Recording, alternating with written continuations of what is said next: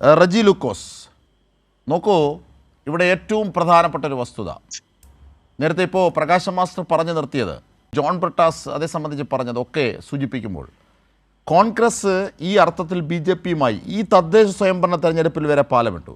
ഇന്നിപ്പോൾ UDF വിപുലീകരണം, PV Anwar, CK Janu, Vishnupuram Chandrasekharan. CK ജാനുവും വിഷ്ണുപുരവും BJPയുടെ അലയൻസിൽ നിൽക്കുന്നവരാണ്.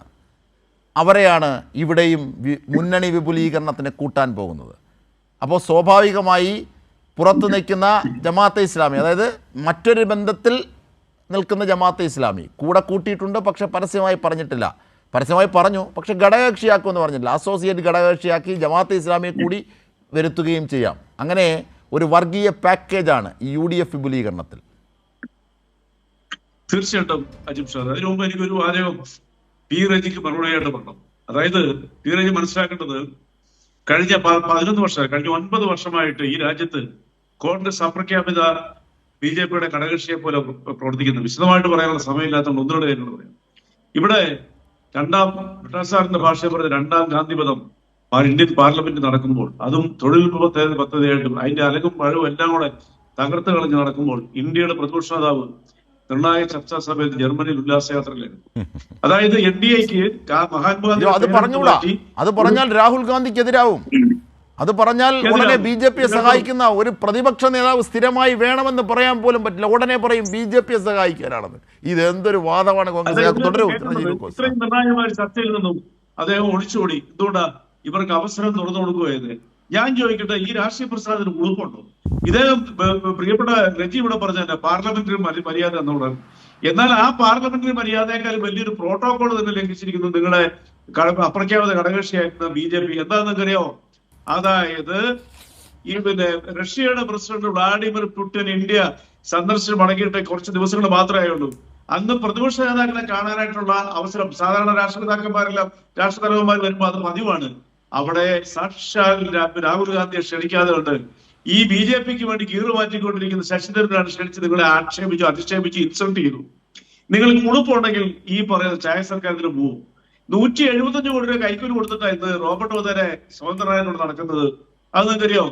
സോണിയാഗാന്ധിയും Rahul ഗാന്ധിയും 2 കേസിൽ ജാമ്യത്തിന്റെ ഔദാര്യത്തിലാണ് ഇപ്പൊ സ്വതന്ത്രമായി നടക്കുന്നത്.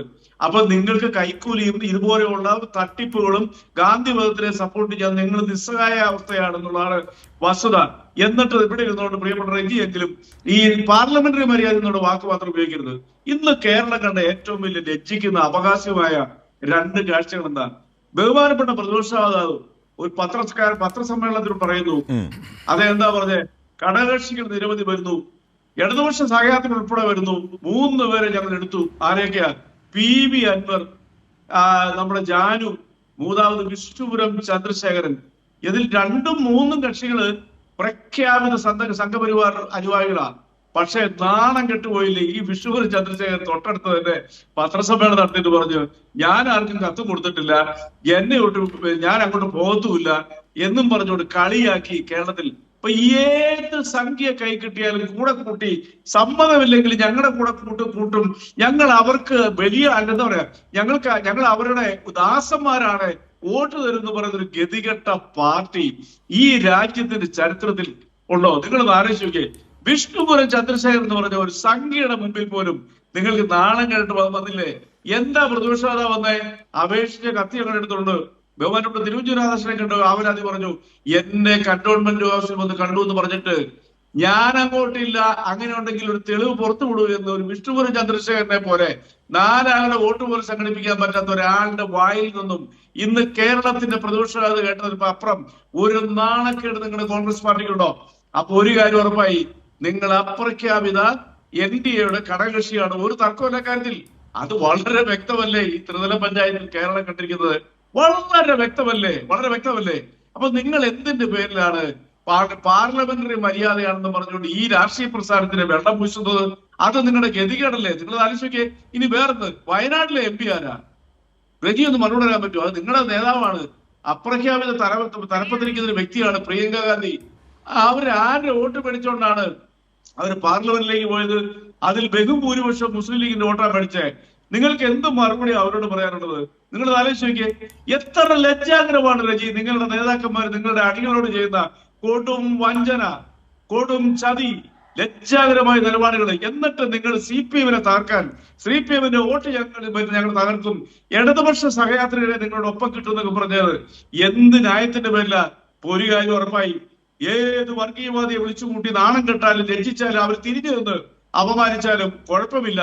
സകല സംഘപരിവാർ ശക്തികളും സകല വർഗീയവാദികൾ RSSകാരനെയും BJP-കാരനെയും CPM തകർക്കാൻ ഞങ്ങൾ വെൽക്കം ചെയ്യുന്നുള്ള ലജ്ജാകരമായ ചിത്രമല്ലേ ഇന്ന് കേരളം കണ്ടത്? രജിക്ക് നിഷേധിക്കാൻ പറ്റുമോ? രജിക്ക് നിഷേധിക്കാൻ പറ്റുമോ? നിങ്ങളുടെ പാർട്ടി നിങ്ങളെ പോലുള്ളവർക്ക് നട്ടലുണ്ടെങ്കിൽ, നിങ്ങളെ പോലുള്ളവർക്ക് രാഷ്ട്രീയ നട്ടലുണ്ടെങ്കിൽ നിങ്ങൾ ഈ VD സതീശനോടും സണ്ണി ജോസഫിനോടും ചോദിക്കട്ടെ, നിങ്ങൾ എത്ര നാണക്കെട്ട ഇടപാടുകളെ കാണിച്ചുകൊണ്ടിരിക്കുന്ന നിങ്ങളെ കുറിച്ച് ബഹുമാനപ്പെട്ട ജാനു 3 വർഷങ്ങൾക്ക് മുമ്പ് കൽപ്പറ്റ നടത്തിയ വാക്കുകൾ എന്താ നിങ്ങൾക്കറിയോ? നിങ്ങളെ കുറിച്ച് ഇനി അത് അവർ തെറ്റ് തിരുത്തിയത് കൂട്ടിക്കോ. പക്ഷേ നിങ്ങളുടെ ആ തെറ്റ് തിരുത്തിയതിന് ഉപ്പുറമായിട്ട് നിങ്ങൾ ചെയ്യുന്നൊരു കൊടും തെറ്റല്ലേ?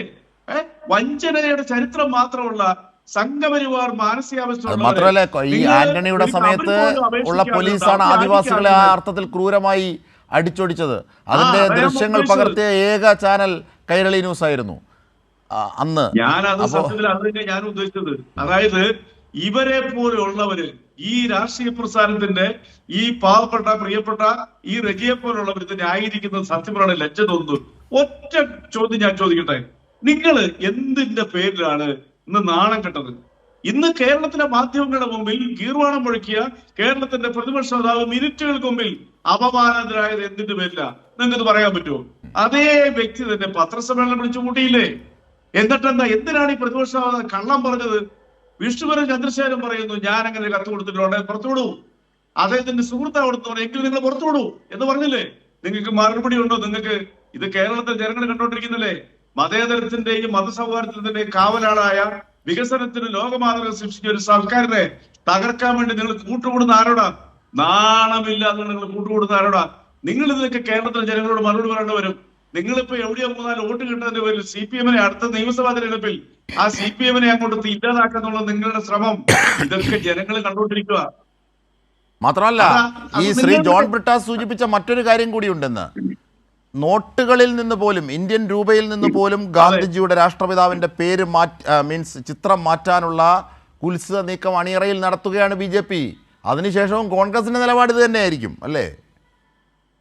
ഒരു സംശയം വിചാരിക്കണ്ട. ഈ പറയുന്ന തൊഴിലുറപ്പ് പദ്ധതി വധം, ഗാന്ധി വധത്തിന് കൂട്ടുനിന്നുകൊണ്ട് ഇന്ത്യയിൽ നിന്ന് മുങ്ങിയ ഈ പറയുന്ന പാർട്ടിയുടെ സമുന്നത നേതാവ് അത് ആ പാർട്ടിയുടെ ചൂടാറുന്നതിന് മുമ്പ് ചായ സർക്കാരിൽ പങ്കെടുത്ത് നരേന്ദ്രമോദിയെ വാനോളം പുകഴ്ത്തുകയും പരസ്പരം ഇങ്ങോട്ട് പുകഴ്ത്തുകയും ചെയ്ത ലജ്ജയില്ലാത്ത ഈ പാർട്ടി ആ നമ്മുടെ നോട്ടിൽ നിന്ന് നമ്മുടെ ഗാന്ധിജിയുടെ പടം മാറ്റിയാൽ അത്ഭുതപ്പെടാനില്ല. ബഹുമാനപ്പെട്ട ബ്രിട്ടാസ് സാർ പറഞ്ഞപ്പോ ഞാനും ഭയന്നാ അത് കേട്ടത്. ലോകത്തിൽ അറിയപ്പെടുന്നത് ഇന്നും ഏത് രാജ്യത്ത് പോയാലും ചോദിച്ചാൽ ആർ യു ഫ്രം ഇന്ത്യ എന്ന് ചോദിച്ചാൽ ഐ ആം ഫ്രം ഇന്ത്യ എന്ന് പറഞ്ഞാൽ ആദ്യം ഒരു പറയുന്ന ഗാന്ധിജിയുടെ വരാം. ആ ഗാന്ധിജിയെ വെട്ടിക്കളഞ്ഞ് ഗോഡ്സെയുടെയോ അല്ലെങ്കിൽ ഈ പറയുന്ന സംഘപരിവാറിന്റെ ഏതെങ്കിലും നരതൊട്ടപ്പന്റെ പേര് വെക്കാനായിട്ടുള്ള ശ്രമത്തിലും നിങ്ങൾ പറയും പിറ്റേ ദിവസം ചായ കുടിച്ചോണ്ട് ഞങ്ങൾ ഒരു ചായ സർക്കാരിൽ പങ്കെടുത്തു, അത് പാർലമെന്ററി മര്യാദയാന്ന് പറയും. നിങ്ങൾക്ക് യാതൊരു എളുപ്പമില്ല. അതല്ലേ നിങ്ങൾ 2020 ബീഹാറിൽ ചെയ്തത്? ഈ കഴിഞ്ഞ ഒറ്റ വാദം കൂടെ പറഞ്ഞോട്ടെ പെട്ടെന്ന്. അതായത് ഈ കഴിഞ്ഞ UP തെരഞ്ഞെടുപ്പിൽ യോഗി ആദിത്യനാഥ് രണ്ടാം വരാൻ വേണ്ടിയിട്ട് നിങ്ങൾ 401 സീറ്റിൽ നിങ്ങൾ സ്ഥാനാർത്ഥികളെ നിർത്തി വഞ്ചിച്ച പാർട്ടിയല്ലേ നിങ്ങള്? നിങ്ങൾ കേരളമല്ല ഇന്ത്യയിലെ ജനങ്ങളോട് മറുപടി പറയേണ്ടി വരും. നിങ്ങൾക്ക് യാതൊരു നാണമില്ല അതിന്. തീർച്ചയായും.